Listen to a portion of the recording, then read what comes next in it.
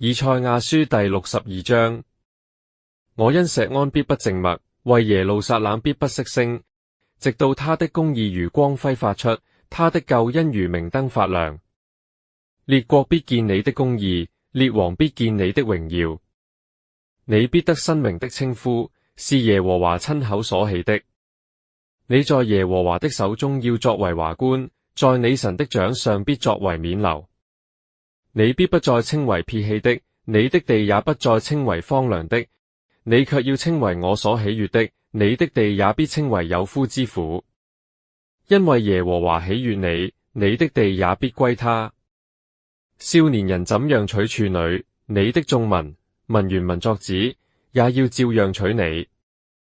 新郎怎樣喜悅新婦，你的神也要照樣喜悅你。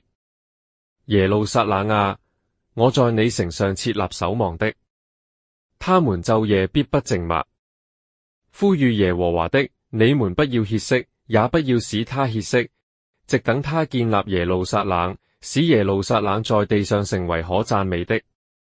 耶和華指着自己的右手和大能的膀臂起誓，說：我必不再將你的五穀給你仇敵作食物，外邦人也不再喝你勞碌得來的新酒。唯有那收割的要吃，並讚美耶和華；那聚斂的要在我聖所的院內喝。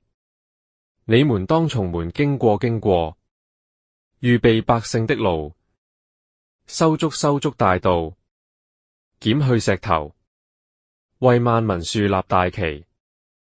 看哪，耶和華曾宣告到地極，對錫安的居民，原文作女子，說：你的拯救者來到。他的賞賜在他那裏，他的報應在他面前。人必稱他們為聖民，為耶和華的屬民。你也必稱為被眷顧不撇棄的城。